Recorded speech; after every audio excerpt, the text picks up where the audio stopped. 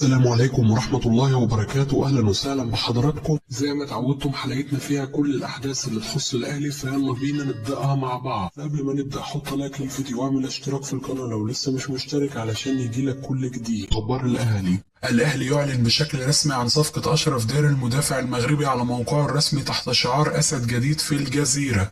مصدر بالأهلي يؤكد أن أشرف داري سيحصل على 800 ألف دولار سنويا مع الفريق، ولكن في الموسم الثالث سوف يزيد راتبه ل 900 ألف دولار، وفي الموسم الأخير سوف يزيد لمليون دولار. أحمد القندوسي يؤكد لمسؤول الأهلي أنه لا يرغب في الخروج معارا مجددا، وأنه إذا كان النادي ليس في حاجة لخدماته فمن الأفضل منحه الاستغناء الخاص به لتحديد واجهته القادمة بنفسه وقيمة الموسمين المتبقيين في عقده بالكامل. ومصدر يؤكد أن هناك جلسة جديدة ستكون بين اللاعب ووكيله وأمير توفيق خلال الساعات القادمة لمحاولة إقناع اللاعب بالمغادرة بهدوء دون الدخول في أزمات بدلا من وضعه في قائمة الانتظار. الأهلي ينتظر رأي النادي المجري الأخير غدا في تقسيط قيمة صفقة انتقال محمد علي بن رمضان بعد الاتفاق على المقابل المادي. ومصدر يؤكد أن النادي المجري متمسك بالحصول على قيمة الصفقة بالكامل خلال 6 أشهر، والأهلي يريد سدادها على سنة. الأهلي ينفي وصول أي عروض لعمرو السولية خلال الساعات الماضية من الدوري السعودي. الأهلي يطالب أحمد نبيل كوكا بإغلاق ملف الرحيل نهائيا بسبب تمسك كولر الشديد باستمراره مع الفريق. خلافات كبيرة بين رئيس نادي الإسماعيلي وأعضاء مجلس إدارة النادي بسبب رغبة رئيس النادي في بيع عمر الساعي للأهلي مقابل 30 مليون جنيه، ورغبة أعضاء المجلس في الحصول على مليون دولار على الأقل للتخلي عن اللاعب. ومصدر يؤكد أن رئيس الإسماعيلي استجاب لرأي الأغلبية وأخطر الأهلي برفض العرض الذي وصل لهم خلال الأيام الماضية نظرا للمقابل المادي الضعيف من وجهة نظر أعضاء المجلس. أحمد طعيمة ومحمد عبد الله ثنائي الأهلي الشاب يرفضون الانتقال لنادي الإسماعيلي ضمن صفقة عمر الساعي، ويفضلون الانتقال للاتحاد السكندري أو أي من الأندية المهتمة بالحصول على خدماتهم. بعض نجوم الأهلي السابقين يؤكدون أنه إذا لم تتم صفقة عمر الساعي مقابل 30 مليون جنيه وتمسك الدراويش بالحصول على 50 مليون جنيه فسيكون من الأفضل التراجع عن تلك الصفقة ومنح فرصة لمصطفى بالخير للظهور مع الفريق الأول، خاصة أنه لو شارك هذا اللاعب بجانب لاعبين أمثال عمرو السولية وإمام عاشور ومروان عطية وأكرم توفيق وقفشة وكوكا سيكتسب خبرات كبيرة وسيكون أفضل من لاعب الإسماعيلي. أمير توفيق يطمئن عمر فرج المهاجم الفلسطيني ويؤكد للاعب أنه ينتظر فقط إشارة كولر لإنهاء الصفقة مع ناديه، وأنه سيبلغه موقفه النهائي خلال 48 ساعة القادمة بعد عودة كولر من الأجازة. بعد حديث سامي قمصان مع كولر، الأهلي يستقر على رفض كل العروض التي وصلت لكريم الدبيس والإبقاء على اللاعب في الموسم الجديد.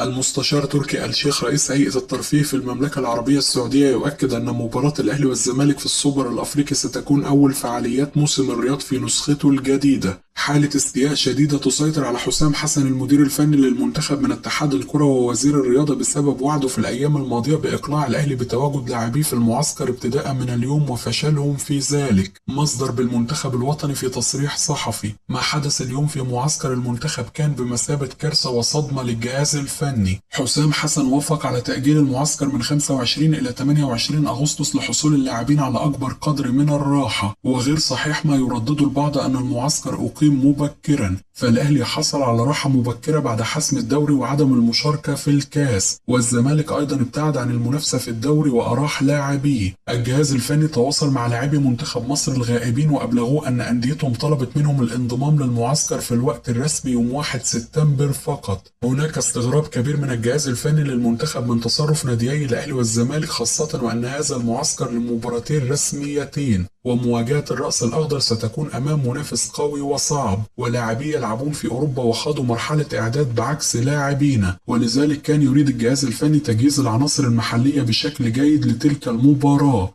الأهلي يرفض إلقاء اللوم عليه في فضيحة بداية معسكر المنتخب الوطني ب6 لاعبين فقط، ويؤكد أنه أعلن موقفه منذ فترة وأنه لن يسمح للاعبيه بالتواجد في المعسكر إلا في بداية الأجندة الدولية، وأنه كان من باب أولى أن يؤجل الجهاز الفني بداية انطلاق المعسكر بدلا من سياسة العند الذي يتبعها. جماهير الأهلي تتعجب على وسائل التواصل الاجتماعي من ضغوط وزير الشباب والرياضة على اتحاد الكرة لإجبارهم على الاستعانة بعنصر مصري لرئاسة لجنة الحكام بدلا من فيتور بيريرا، والبعض يتساءل هل يفعل ذلك وزير الرياضة لعودة موسم الاحتواء للزمالك مجددا والحكام الملاكي؟ كولر يعود بعد غد إلى القاهرة لقيادة فترة إعداد الفريق للموسم الجديد ابتداء من السبت القادم. الكاف يؤكد أن الخطاب المتداول مؤخرا بشأن الجوائز المالية لبطولة دوري السوبر الأفريقي ليس صحيح، وأنه سيعلن عن تفاصيل تلك البطولة في الوقت المناسب. أحمد سيد زيزو يؤكد على انستجرام استمراره مع الزمالك في الموسم المقبل بعد توقف عرض نيوم السعودي. تقارير صحفية: كريم البرقاوي أصبح متخوف من الانضمام للزمالك بسبب الأزمة المالية، وهو ما دفعه لعدم السفر للقاهرة. النصر البورسعيدي يوقف مفاوضاته مع كريم نيدفيد لاعب الأهلي بعد رفض اللاعب التواجد في صفوف النادي تماما.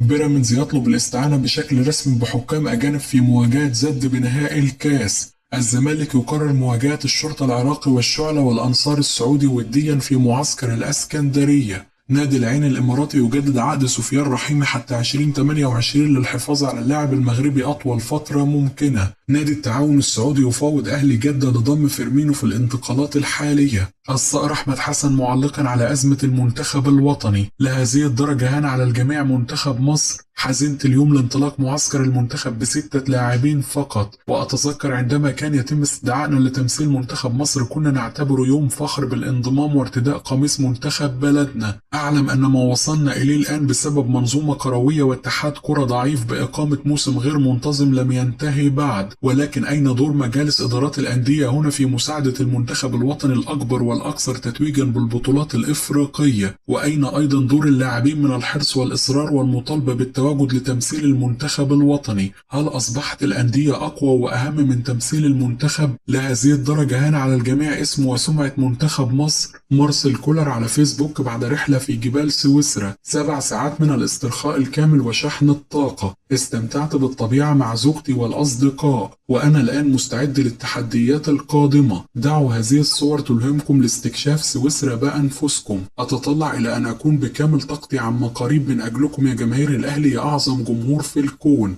خالد الغندور: كريم البرقاوي كان لاعب جيد في الرائد السعودي، ثم فجأة نادي الرائد تركه يرحل ولم يقم بتجديد عقده، وسينضم إلى نادي الزمالك بدون أي أموال، وهو مهاجم قصير القامة. قد يكون لاعب جيد لكنه ليس لاعب دولي وليس من طموحات نادي الزمالك. سانت تيان الفرنسي قرر بيع محمود بنتك لأنه لاعب غير مقنع للفريق ولم يثبت نفسه هناك في فرنسا مطلقا. وجوناسان لاعب مودرن سبورت أفضل، لكن رفضت إدارة الزمالك ضمه بسبب الأزمة المالية وطلبات نادي المبالغ فيها، واتجهت لضم محمود بنتك لأنه لاعب سينضم بدون دفع أي أموال. ممدوح عباس رئيس النادي السابق دفع أموال كثيرة تصل ل 150 مليون جنيه من أجل مساعدة النادي في الفترة الأخيرة، وعلى العكس هناك رجال أعمال أقوياء في مجلس الزمالك لم يدفع جنيه واحد منهم للنادي، والمفروض ان هم جايين عشان يساعدوا النادي، ولكن لم يحدث ذلك، وجم خدوا الواجهة الاجتماعية فقط وبعد ذلك لم يدفعوا اي اموال. الزمالك خد الكونفدرالية الموسم الماضي بسبب الجمهور، والزمالك في اسوأ حالاته واللعيبة مش في حالة تركيزهم لانهم لم يحصلوا على مستحقاتهم. جوميز مطلوب منه ياخد بطولات ويعمل نتائج، ولكن ما عندوش ولا بديل كفء، وعنده مشاكل بسبب حبس فتوح واصابة احمد حمدي بالرباط الصليبي. وعبد الله السعيد أصبح 40 عام، وشيكابالا واحد من أيقونات الكرة المصرية عنده 39 سنة، والحراس لا يركزون في الكرة واللي بيلوي بوزه. الزمالك هيبدأ موسمه بمواجهة الأهلي في السوبر الأفريقي يوم 27 سبتمبر القادم، وطبعا الجماهير الأهلاوية تتمنى الأهلي يكسب والعكس جماهير الزمالك،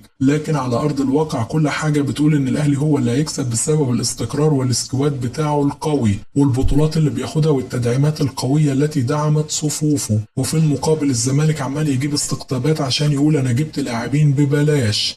كده تكون انتهت اخبارنا، اشوفكم على خير في حلقة جديدة.